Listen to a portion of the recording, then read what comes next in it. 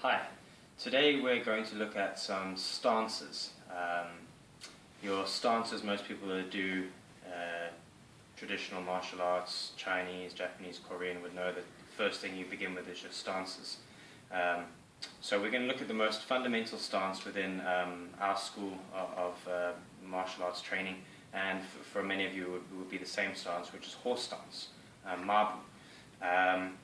Over the years, I've seen many different people stand in different horse stances, but really what you're looking at is the mechanics of the body, and there is a correct way to stand in it.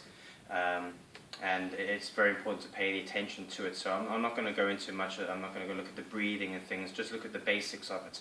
To begin with, you want to get the correct distance. Okay, an average that most styles will give you is you'll stand, you pull your hands up, you do your toes out, heels out, toes out, heels out again. That gives you an idea. Really what you're looking for is like a square. Okay, so standing here, which is very common, people will stand too wide, so it allows them to sink down. Okay, it's wrong. Okay, when you're so wide like this, you have no base, no power. Okay, this stance is strong from the sides. It's not strong forward. Okay, and this is too wide here. What you're looking for is a square. Most important is your feet must be dead straight. Okay, they must be dead straight, and all your toes must grab the ground slightly. Okay, so you don't want to be doing this on the ridges. What you try to do when your feet are dead straight in here is you want to get your shins, your knees, above your shins, so you try to get them straight. Now most people are too stiff to do this. Okay, so you push them out and you sink down. Okay, knees are out. Weight is you get your heels pressing into the ground. I've also got grabbing the toes a little bit, and I'm up dead straight. Okay, so I'm not sticking my ass out. Okay. I sit up straight, and again, not too low. Okay, a lot of people do it and they go too low, which is very common, and it's actually incorrect. I know it's harder for sometimes 3 levels, 3 basins that you train at. I can train high, medium, and I can train low, parallel to the ground. A lot of times when people do their forms and their katas, they actually go into this position. Because it looks nice, and teachers say, well, it's harder to stand like this. It's actually incorrect. Okay, actually, the height is a little bit higher. Okay, this medium position. People hold their hands in loads of different funny positions when they stand in this form. That's not so important at the moment. What's important is your feet are dead straight. When you sink into your stance, your knees are right, and you have slight outwards tension. Okay, you never stand in a stance and just stand blah. Okay, we'll talk about this as we go through the stances. Okay, but the most important is horse stance. Okay, what you have is slight outwards tension. So when I'm sinking down and pushing out, I have a feeling if I was standing on tiles that I was pushing them apart. Okay, so if I was standing on tiles, or if I could push these mats apart, my legs would press apart. So if I were to lift one leg, I would move.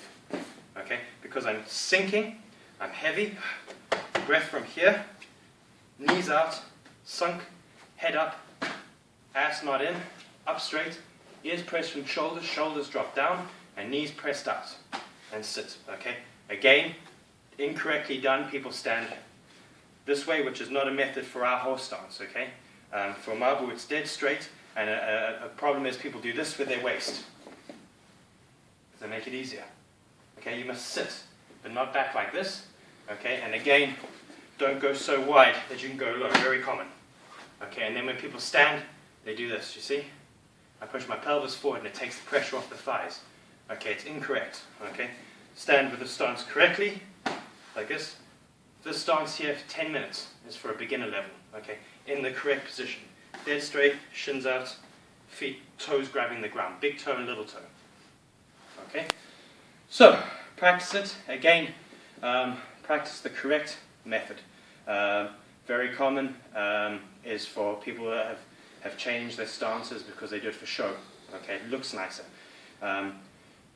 Traditional martial arts is beautiful, but we're not concerned with what people are what they're seeing. Okay, we're not for show. So going too low or going too wide may look nice, but it's not correct, because what we need is our weight to fall through. We're learning for our weight to fall through the body, through the skeletal structure, and into the ground. A simple test is to stand on bricks. Put bricks up like so. Okay, maybe next video I'll get some bricks and show you. If you put bricks too wide and you stand like this, your force will go off this way, and the bricks will go every time. Okay, that's why it's incorrect. Okay, you want to stand like this. Again, for training, sometimes like in our club, we make people train low basin. Okay, but actually in your forms, it shouldn't be so too low, and definitely not like this. okay, with your ass lower, okay? It shouldn't look like you're taking a poo, okay? Your legs need to be slightly up, okay?